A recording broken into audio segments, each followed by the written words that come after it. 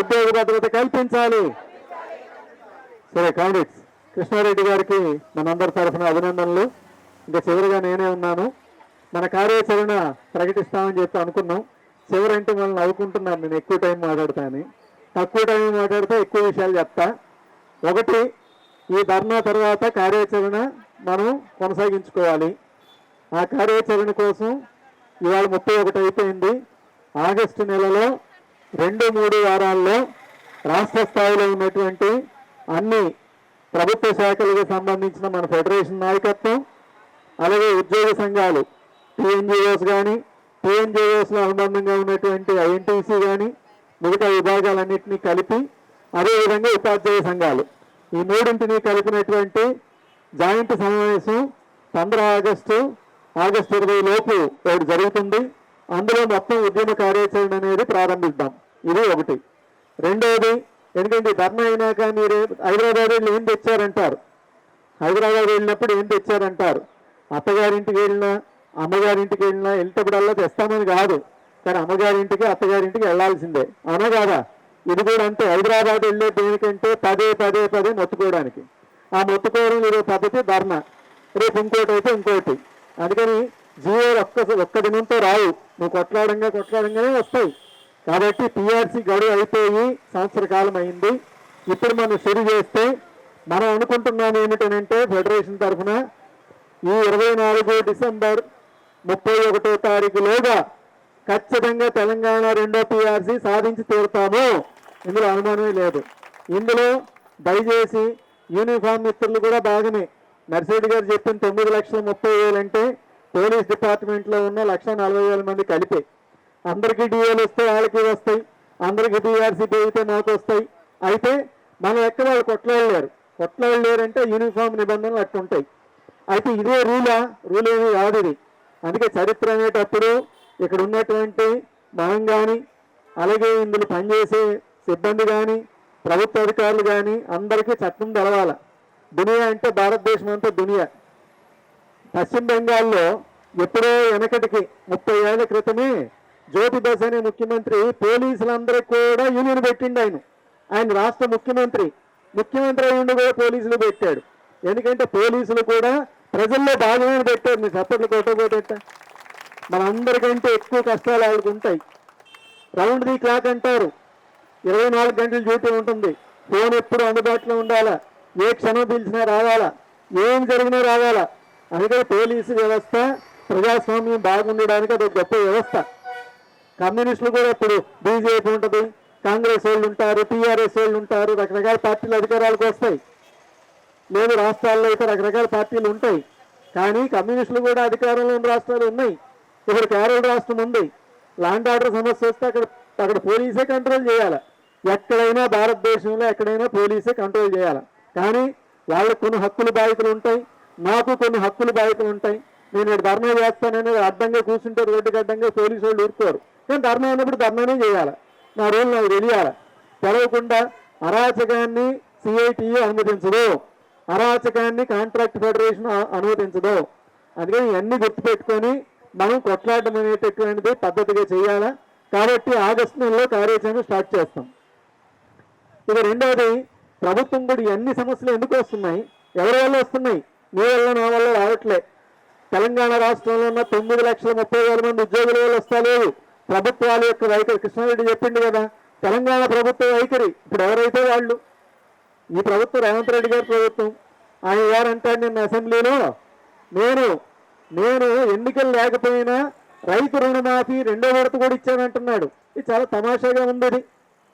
రైతు రుణమాఫీ నువ్వు కుక్కడికి ఇచ్చినవే. నువ్వు 3 లక్షల కోట్ల బడ్జెట్లో రైతాంగానికి 72,000 కోట్లు పెడితే సంతోషమే, పెట్టొద్దన్నామా మేము. కానీ వాళ్ళకి 70,000 కోట్లు ఇస్తే మాకు 5,000 కోట్లు ఇవ్వాలి కదా మాకు, మేము అడిగేది అది. అందుకని నువ్వు దానికి దీనికి ముడిపెట్టి బోడిగుండికి మోకాలకి ముడిపెడితే ఎట్లా? ఇవన్నీ కరెక్ట్ కాదు. ఇది రెండోది, ఎన్నికలు లేవంటున్నాడు. ఎన్నికలు ఎందుకు వస్తాయి అంటే, నీకు ఎన్నికలు 6 నెలలకు ఒకసారి ఎన్నికలు రావాలా? ఎన్నికలు 5 ఏళ్ళకే వస్తాయి. ముఖ్యమంత్రి గారు ఇప్పుడు ఇస్తున్నటువంటి రుణమాఫీ ఎందుకు ఇచ్చిండంటే ఎన్నికల హామీ, 6 గ్యారెంటీలు అది ఉండదు, అదే ఇస్తున్నాడని. ఆయన తడవగా ఇస్తూ లేదు ఎన్నికలు లేవు కాబట్టి నేను గొప్ప ఉండేది, నువ్వు ఎట్ట గొప్ప అవుతావు, నువ్వు 6 హామీ అమలు చేసుకో, నువ్వు అన్నావే నేను మళ్ళీ కంటిన్యూగా 10 ఏళ్ళు ముఖ్యమంత్రి ఉంటా అంటున్నావు. నువ్వు 10 ఏళ్ళు కాదు 30 ఏళ్ళు ఉన్నావు, మాకు పోయేది ఉంది. కానీ మాకు మాత్రం మా జీవాలు మారాలి, మాకు మాత్రం కాంట్రాక్ట్ అవుట్ సోర్సింగ్ కూడా భద్రత కావాలి, రైతాంగానికి రైతాంగ హక్కులు కావాలి. ఎవడు హక్కులు వాడికి కావాలి. మళ్ళీ పైసలు లేవంటారు. పైసలు ఎందుకు? పైసలు ఉన్నాయో లేదో నువ్వు చూడొద్దా? నువ్వు హామీలు ఇచ్చినప్పుడు నీకు తెలవద్దా? ఇప్పుడంట మనకి బస్సు మహిళలకి ఫ్రీ బస్సు ఇస్తున్నారు కాబట్టి రోజుకి 7 కోట్లట. మీ అన్ని లెక్కేస్తే ఎంత అవుతుంది? 2200 కోట్లు అవుతుంది సంవత్సరానికి. మరి ఇవాళ నువ్వు ఏమంటే నాకు ఇచ్చే జీతాలే 10,000 అయినప్పుడు నువ్వు 1000 రూపాయలు బస్సు ఇస్తేనే కదా మేము బతకగలుగుతాం. మేమైనా తెలివి తక్కువగా నువ్వు ఇది ఇచ్చి అది గొరుగుతున్నావు, అది ఇది ఇస్తున్నావు.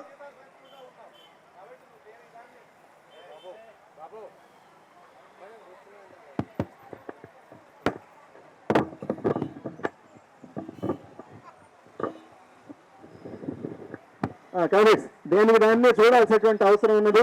కాబట్టి మీరు స్కీములు ప్రకటిస్తే మీరు ఓట్ల కోసం ప్రకటించారు.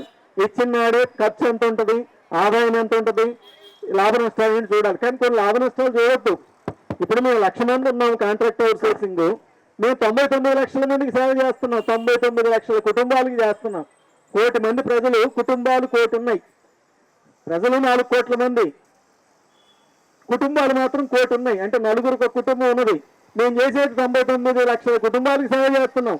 కానీ మేము ఉన్నది 1,00,000 మంది. మీరు అర్థం చేసుకోవాల్సింది, ప్రభుత్వం అర్థం చేసుకోవాల్సింది, మాకేదో వేతనాలు పెంచితే వాళ్ళు ఎవరికో ముళ్ళు పోద్దని ఇంకోళ్ళకి ఏదో అయిద్దని ఏమో అనుకోవాల్సిన అవసరం లేదు. మీరు అంటున్నారు అప్పులు చేస్తే తీరుస్తామని. మా కోసం కూడా అప్పులు చేయండి, తెలంగాణ సమాజం బాగుపడుద్ది. అప్పులు కూడా అందరం కలిసి తీరుద్దాం. రేపు ముఖ్యమంత్రి పదవి అయిపోయిన నిన్న కేసీఆర్ గారు రేపు అప్పులు ఆయన కట్టాల్సి వస్తుంది కదా, అందరూ భాగస్వామ్యం అవుతాం. కాబట్టి అధికారానికి వచ్చేదాకా ఒక మాట, వచ్చినాక ఒక మాట, ఈ పద్ధతి సరైనది కాదు. అందుకే మేము అంటున్నాం. కొంతమంది అంటున్నారు ఇప్పుడే కదా ప్రభుత్వం వచ్చిందని, అందుకే ఆగినాం.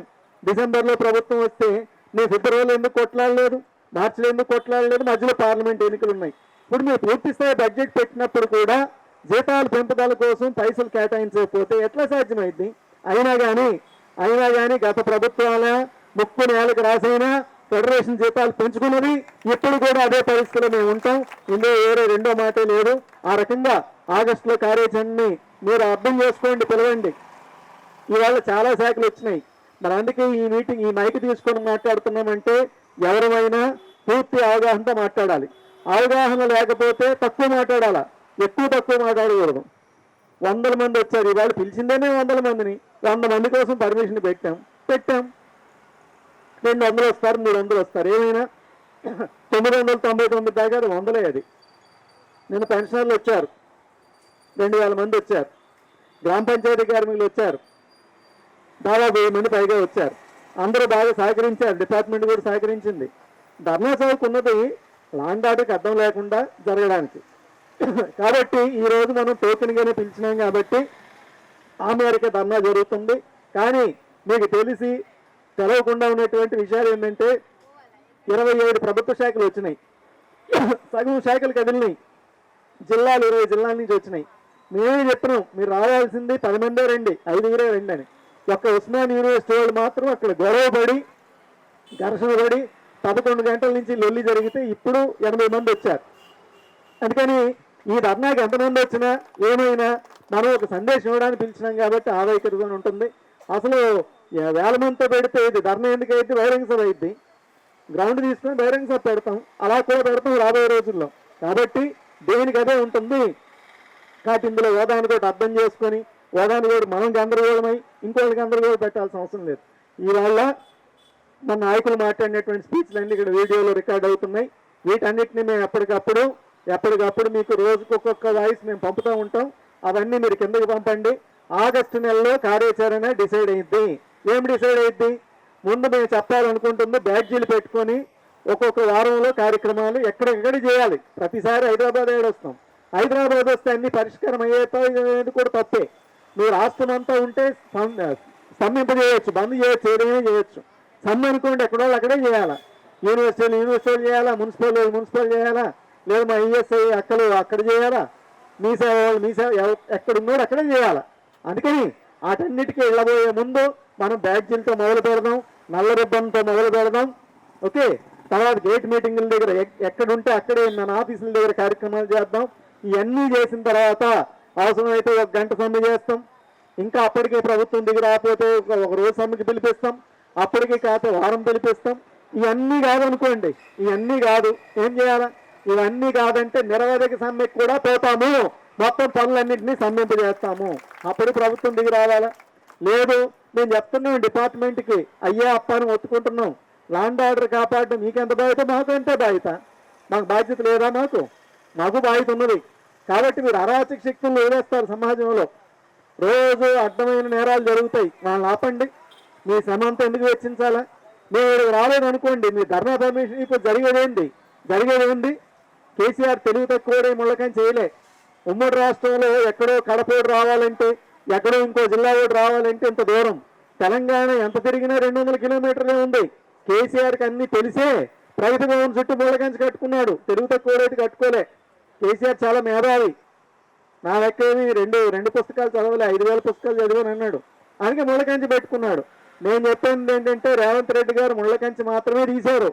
ఎటువంటి సంఖ్యలు ఉన్నాయని అన్నీ ఛేదించుకొని మేము ఎప్పుడైనా ముఖ్యమంత్రి గారింటికి పోగలం, మేము ఎప్పుడైనా కానీ మన ప్రజాభవనం పోగలం.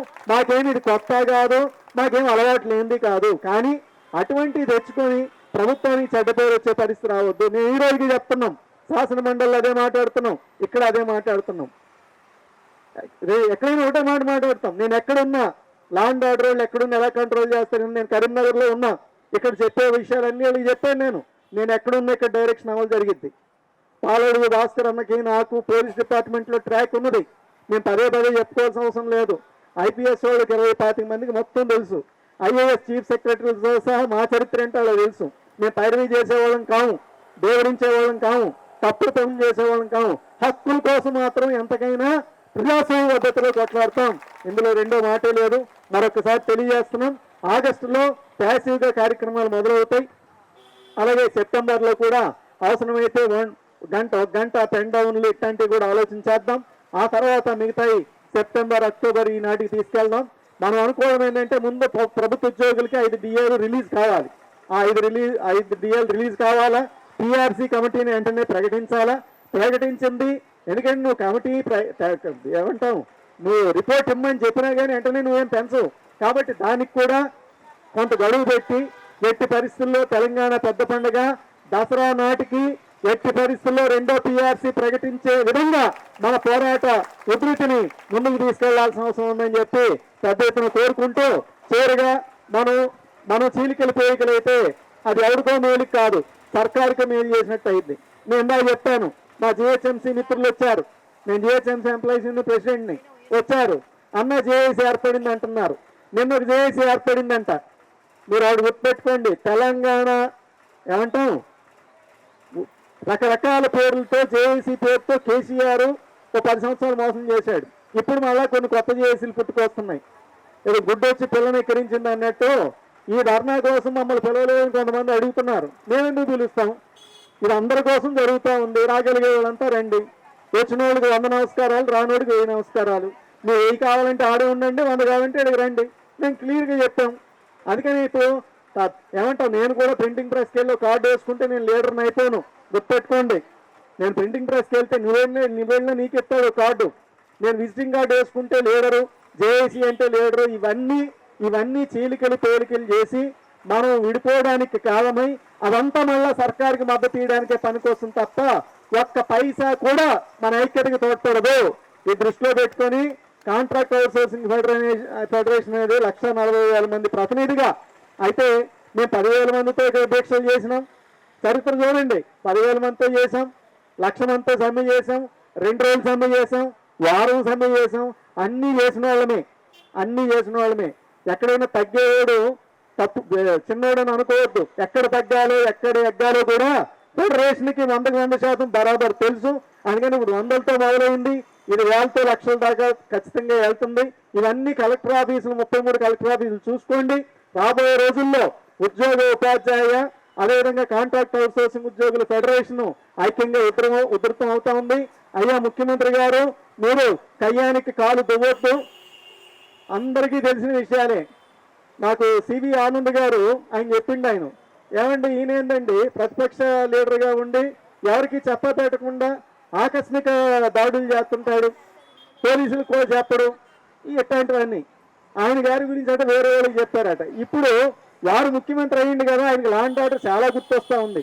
ఈ నలభై 2 వైఖరులు వద్దు, 2 నాలుకలు ధోరణి వద్దు. నువ్వు చేసినప్పుడు నీ హక్కుల కోసం చేసావు, నువ్వు చేసినప్పుడు మేము చేసినప్పుడు మా హక్కుల కోసం చేస్తా ఉన్నాం. నీ కుర్చీ వచ్చింది కాబట్టి నీ పొజిషన్ మారింది, మా పొజిషన్ ఏం మారలేదు. అందుకని అన్ని విషయాలు మాట్లాడుకుందామంటే బరాబర్ మాట్లాడుకుందాం. మరొక్కసారి ఎలాగో శాసన మండలికి వెళ్ళి మాట్లాడతాడు హోమ్ మినిస్టర్ గారు, ఇంకా ఆయనే కాబట్టి హోంశాఖ ఆయనతో కూడా మాట్లాడతాడు. మేమేది వదిలిపెట్టం, ఖచ్చితంగా ఐక్యంగా కొట్లాడతాం. మేమేం క్రిమినల్స్ కాము, మేమేం టెర్రరిస్టులు కాము, మేమేం అన్లాఫుల్ యాక్టివిటీ చేసేవాళ్ళం కాము. ఇదంతా మీకు ఎందుకు చెప్తారంటే మీరు కింద దాకా వెళ్ళి అందరినీ ఐక్యపరిచి చీలగొట్టేవాడిని పక్కకి నెట్టండి, కలిసి వచ్చేవాడిని అందరినీ కలుపురండి. ఆ విషయాల దృక్పథంతో 42 ప్రభుత్వ శాఖలు, లక్షలాది మంది, ఈ 100 మందికే వాయిస్ ఇచ్చే రీతిలో మీరంతా ఇప్పుడు ఈ రోజు ఆరంభం అన్నాం. ఎందుకంటే ఇప్పటి నుంచి మన వాయిస్ స్టార్ట్ కావాలి. ఆ రకంగా 8 డిమాండ్లు ఉన్నాయి. ఇది కాకుండా నర్సిరెడ్డి గారు ఇన్సెంటివ్ కూడా ఇవ్వాలి, పర్మనెంట్ వాళ్ళకి ఇచ్చినట్టు అన్నా అది కూడా పెట్టుకుందాం. ఇంకో డిమాండ్ ఏదైనా వస్తే 10 కూడా పెట్టుకున్న అభ్యంతరం ఏమీ లేదు. అన్నిటికంటే మొదటిది మాత్రం జీతాలు పెరగాలి, ఉద్యోగ భద్రత రావాలి, ఏజెన్సీలు రద్దు కావాలి. వీటన్నిటినీ క్రమ పద్ధతిలో సాధించుకునేదానికి ఐక్యంగా మీరంతా చేయూతనివ్వాలని ఈ రోజు మేము చాలా ఇబ్బందులు అంటే మాకు వేరే ఇబ్బందులు ఏమీ లేవు. అసెంబ్లీ నడిచేదే కొద్ది రోజులు, గంటల్లో పోలీస్ పర్మిషన్, ఈ పద్ధతి ఎక్కడా లేదని. అందుకని ఇవన్నిటినీ అధిగమించి ఈ రోజు కార్యక్రమానికి మీరు ఎక్కువ శాఖలు, ఎక్కువ జిల్లాలు పాల్గొనడం అనేది గొప్ప విషయం. అదేవిధంగా జిల్లాల్లో కూడా అరెస్టులు జరిగినాయి, అది కూడా మంచిదే. ఎందుకంటే ఏమంటారు, బంతిని గోడకి ఎంత గట్టిగా కొడితే అది అంత గట్టిగాను రియాక్ట్ అయింది. ఇప్పుడు కూడా జరగబోయేది అదే. అది అర్థం చేసుకొని భవిష్యత్ కార్యక్రమాలు ప్రజాస్వామ్యబద్ధంగా ఓపికగా ఆవేశపడితే ఏమీ కాదు, అరాచకం చేస్తే ఏమీ కాదు, మన హక్కుల ప్రకారమే మనం ముందుకెళ్దాం.